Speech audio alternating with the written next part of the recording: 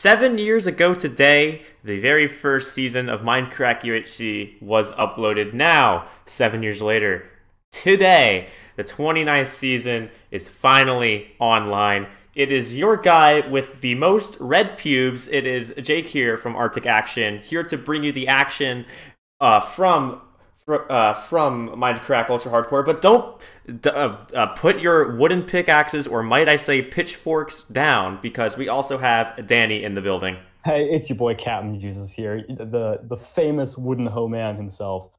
Today we're going to be analyzing episode 1 of Mindcrack UHC season 29.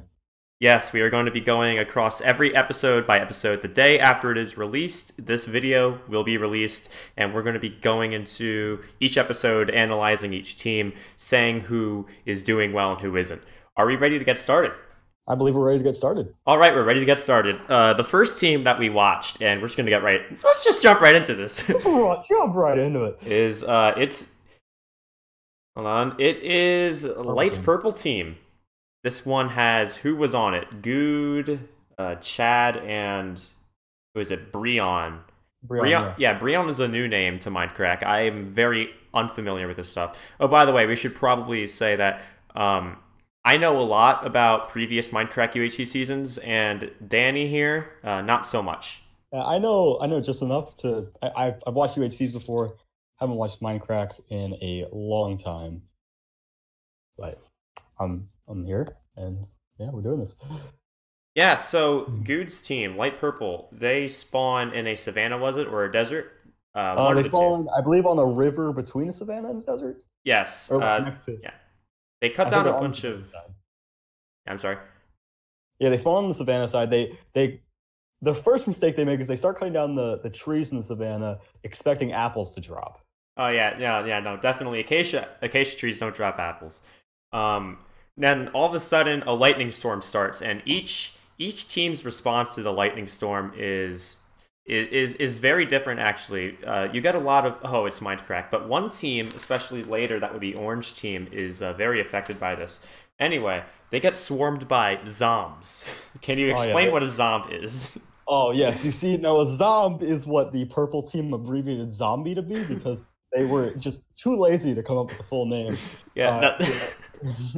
I believe they get swarmed by 3 different types of zombies. You see the regular zombies. The husks. You pronounce them zombs. That's for zombs, those who know them. You know. My apologies, sir. You see the regular zombies. You see the husks from the desert, and then I think it's a few of the husks drown, if I'm correct, and they become the water. I'm forgetting the name. The drowned. Yeah, it's called drowned. They deal with them pretty quickly, I think. Yeah. They take 1 hit from? I don't think any significant damage is taken from the drown. Which is surprising, considering one of them was a baby husk, I believe, which is one of the more deadly mobs you can find in Minecraft. Yeah, because they hit you and you get hunger. So we now have Chad is digging down to get tools, and Good is just walking around in circles. He's completely lost. I mean, it seems like he never touched the game before. One thing that's very evident, they are a slow team, yes. Especially when compared to the rest of the teams in this game. So they finally find a small cave that they get in. They had troubles getting into a cave originally, with Breon just going straight into one, and then Good and Chad are on the surface, kind of like, what do we do? How do we get to him? So they go into their own cave, and then they find a skeleton that apparently zooped behind Good to hit him. Yeah. Not sure where zooped came from, but that was a word used to describe it. Yeah. This team, slow to get armor. One thing that's worth noting, we should really note with this team, iron. They are slow to get iron. Timestamp was 12 minutes and 20 seconds when they mined their first piece of iron. Yeah, that's about 10 minutes, I think, slower than the next team, somewhere around there. That would be 21 minutes, not 12. 21, yeah, that's what I meant. Sorry. My apologies again, good sir. And they found that iron patch a good 3 minutes beforehand, and they just didn't mine it. Yeah, they have another thing. They have poor communication skills between them. They don't call out every mob they see. They don't call out iron or resources when they see them. They don't build beds, and that's one thing I wasn't even taking note of until you brought it up, was that beds are very important in 1.13 UHCs. Yeah, I don't know if this is the first or second 1.13 UHC. I think it might be the second that Mindcrack has done. But Phantoms, they're definitely a force to be reckoned with. If you don't sleep, they can get you at around episode 3 or above. So it's good to sleep at least once every 3 episodes. And yeah, this team was not one to note that. I think they talked about Phantoms, but they never really got around to getting beds. I might be mistaken though. This is the first episode we watched, and we kind of binged through everything. I think, and one thing that might have taken part in them not getting the beds is I think every team had a strategy going in for the first like minute or so or less, and then that storm happened, and everyone either turned on panic. I think they pretty much every team just turns on panic mode when the storm hits because a lightning storm, mobs start spawning. You're not expecting that. It's the first few minutes. You gotta play differently, and your mind's probably not on killing sheep and getting those beds. Yeah, especially with mobs spawning you. If you had one word to describe this team, what would it be? I'd say slow. I wrote down the exact same thing. Yeah, they're just all over the place. I also put down unorganized, but that could be a very much attached to slow. Yes, I feel like we've taken a lot of time to really kind of take a dump on this purple team here, but I'd like to. But yeah, their commentary is great. I would like to know. Yes, their commentary is great. They're one of the more entertaining teams to watch here, and a big plus side is they, I believe, are the only team to get a bow in the first episode. No, some other team, they were using a bow to fight off mobs. Oh well, I think they're definitely the first. Yeah, team to get the bow. They definitely got the string the fastest because of that. Before they even got underground, which it did take them a while, but around the first couple minutes of the episode, they did attack a couple spiders. Yeah. All right, so I think it's time we move on. I'm sorry. All right, yeah. I just quick note. Also, they had somewhere around 20 arrows, which is going to be good for them going forward. They'll actually be able to use the bow instead of if they say had like 5 or 6 arrows, so they have to use it more sparingly. All right. Yeah, the next team that we watched, Green Team. This one is Nebris, Packrat, and Jay Santa. This team is fantastic. They get a great start. Another, I believe, a desert start, a full desert start. They're not on the savannah. They get a village right away. Yeah, they immediately spot a village. It's not as good as a neighboring village that they also see, but Avidia, I think, is in that one. So they only take the one village, which doesn't have a library or blacksmith, I think. Yes, but they do find sugarcane, and I believe they get cows later in the episode. Yeah, they do get cows, so they have stuff to enchant. Speaking of stuff to enchant, around the end of the episode, Nebris finds diamonds. He didn't mine it yet, but they could be 8. Yeah, it was somewhere between 6 and 8 diamonds that were visible on screen. Yeah. Let's see here. Yeah, sugarcane. The village was good. They get food from the village. That's a huge thing. Yes, food is a common theme in this episode. Yeah. They are pretty good on iron, I believe, by the end of the episode. They're pretty well stacked. I think shields most iron armor. Well, they have pants and chest plates. Yeah, they have pants and chest plates each. Shields. They also have beds. They slept in a bed. Yes, they have beds. They're I believe the one team that gets a bed. Yes. So and full HP. That's worth noting. Oh yeah, the team did not take damage yet. So we also have when the thunderstorm hit, they didn't really change up their strategy. They stayed on the surface. Packrat almost was a victim to this. He deals with a baby zombie charging his way very well. I mean, he takes no damage from it, and he kind of loses it at the end of the fight. We thought he was going to take damage, but he was very graceful with it. That is good signs to come. Unlike usual, Packrat might deal okay with PvE. Yeah. They find a great cave. Obviously, they find the diamonds. They find a lot of iron, but it's a good cave. It's a wide cave, not too much above where mobs could jump down on you. They light it up decently well, at least. They really, I believe they're the gold standard team for this season, for episode 1 at least. Oh yeah, definitely. Their episode 1 was amazing. Nebris is just a pro. They had a cleanest start I've seen in a long time coming from Mindcrack. and they all have armor, shields, picks.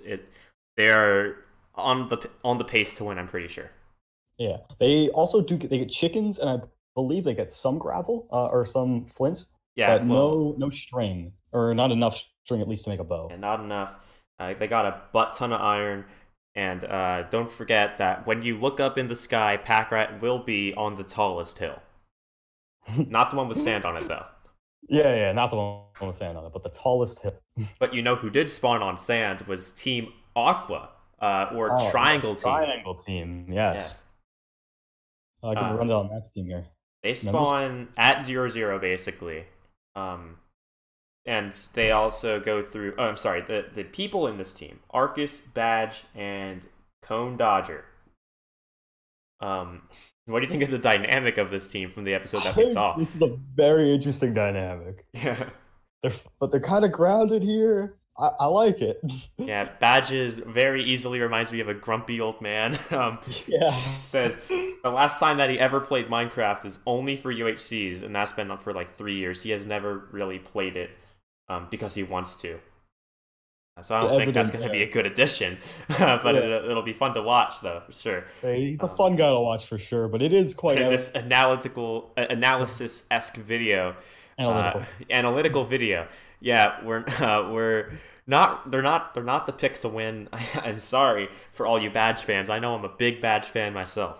Huge Badge fan. A huge Badge fan myself.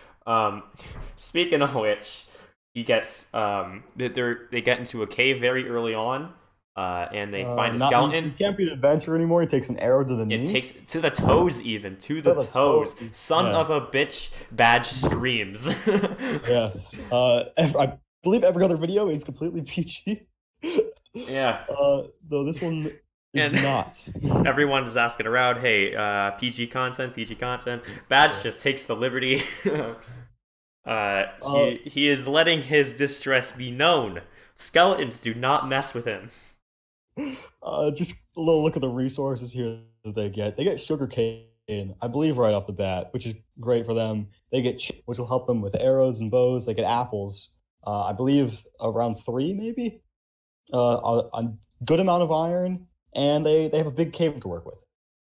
Yes. So that'll help them in the next few episodes here. And the reasoning behind Team Triangle's name is I believe Cone Dodger has a triangle on the back of his skin. So Arcus says Team Triangle. You know, when they get the armor when they get the iron to get the armor, they instead of making chest plates, they make pants in order to not cover up the triangle. So this team has their priorities in check. Yes, their priorities are very much in check here. They are. I don't know if they're in it to win it, but they are definitely in it to have a great time. Yes, as Arcus famously said, the first step in civilization: pants. If you were to label this team with one word so far in the first episode, what would it be? Ooh, I think I'd go with grumpy here. Really, I put down average. Yeah, this team averagely paced. Nothing so special about it analytically. Yeah, a little slow when compared to green team, and no beds. Oh yeah, that's another thing. Yeah, green had beds. This team no beds. Now, after we go from that, I don't know. I don't think that was the best team to follow up Green Team with, because it was such a sharp contrast with Nebris being a good leader, and I'm gonna say Nebris is a good leader because he by far was talking the most and had every number in check.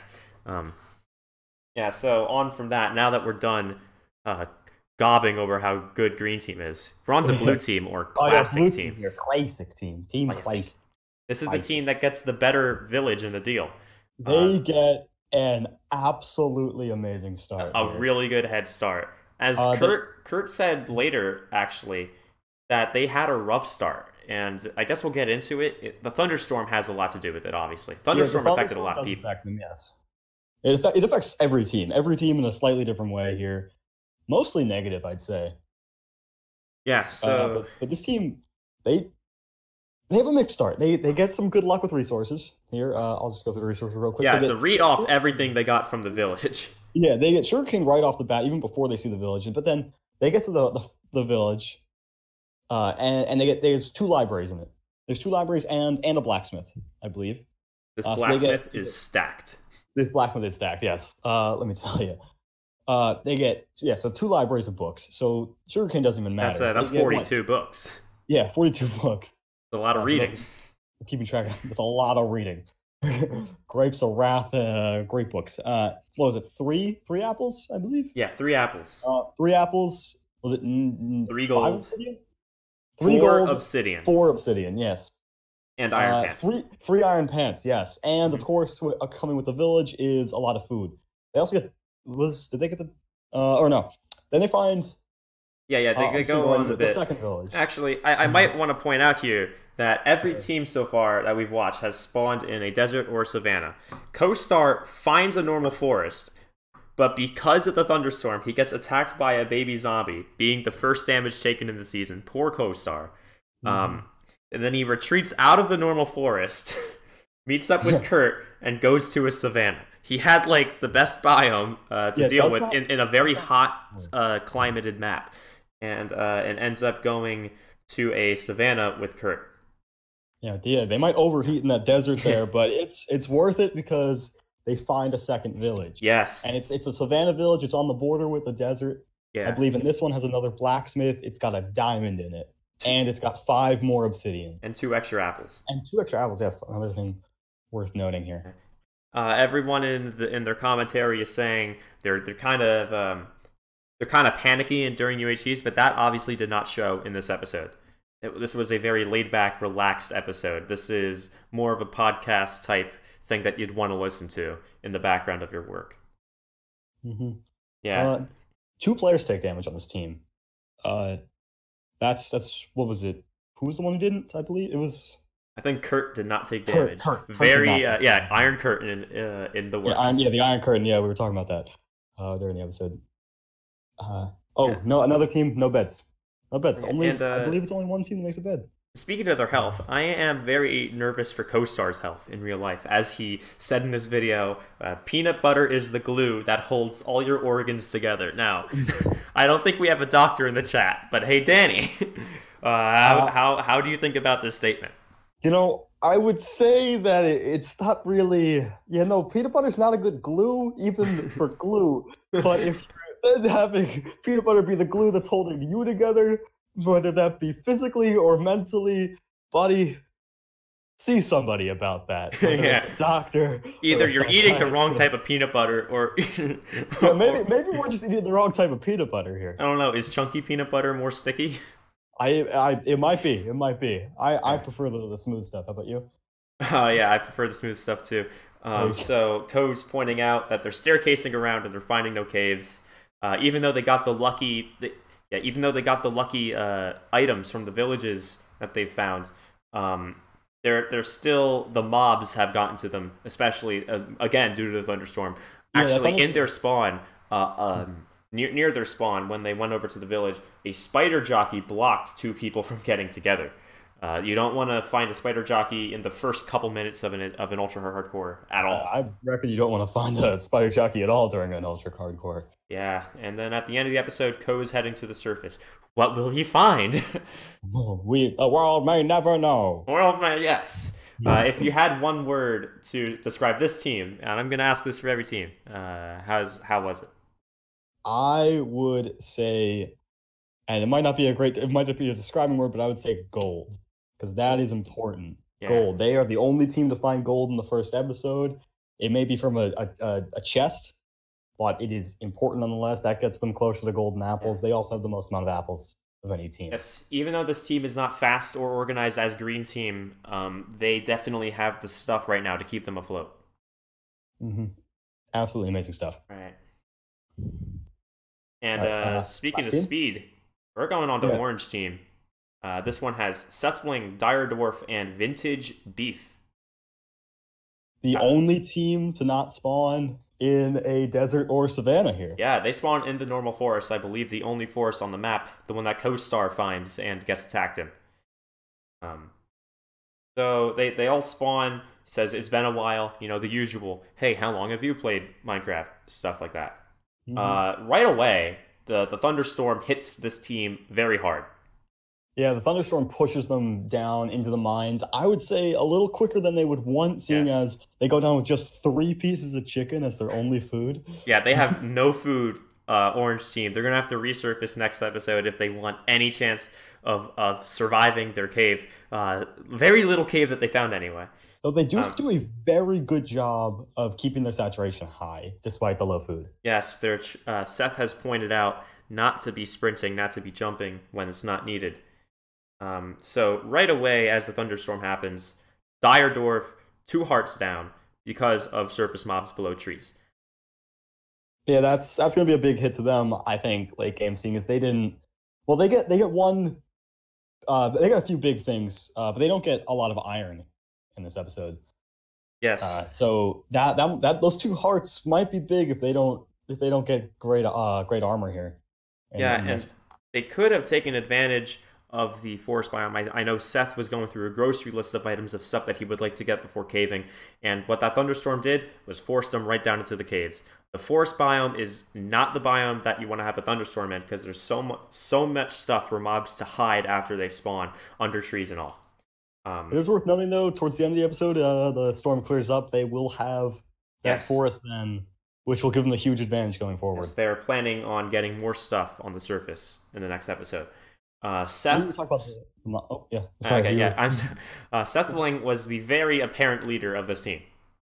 Oh, Very yes. apparent. Like he was Controlling the the pace of yes, everything. as he is with almost every team. And at least he's not the annoying leader. He is a content creator I watch and enjoy very much. He heads. They have to head down fast, and there's a conversation going about who's going to be the first one to die. Uh, Yeah, what they also had pack rat, right? Yeah, they said badge first, and then Yeah. they figured They out were that you can joking see against that how guy. professional this UHC is, that they just figured out that Pack Rat was playing, so that's why that's why they changed their vote there. So it's just because of tradition, really. Oh yeah. You gotta really you look back, you watch some of those UHCs, you realize it's probably gonna be pack rat. Man, season 5, But season people 12, take I think advantage of it. 10, 11. A lot of times he just dies first. But let's talk about the mine. In the mine, they don't find too much iron, but they find 2 very useful resources. You want to go through those, or should I? Um, I'm not sure about the very useful resources. Is it All right, lapis and diamonds? lapis and diamonds. Can I see Yes. lapis and diamonds? All right.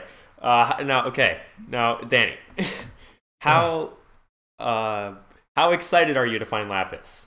When I find lapis in the UHC, I'm pretty excited. Yeah, I'm you can okay. dye all your stuff blue. Yeah, you can dye all your stuff blue. It's great. It's a really good really good find. Yeah. And Seth, with his lack of iron, very riskily makes an iron pick. Yeah, makes an iron pick takes about half durability on it, I Oh think. yeah, he's using it That's the without first even element. thinking. Yeah, Yes, not a great play there. he has to put it So away very quickly. I believe Vintage or Beef Yeah. also makes an iron pick, but that one his pays off. They're gonna Yes. find 9 diamonds with There's a that bit one. of uh I don't know, They joking spend going about around on this team that yeah, Seth is making an iron pick. He's getting criticized for it. Beef's picks break, and then Seth is like, "Oh, I wish you had the durability of an iron pick."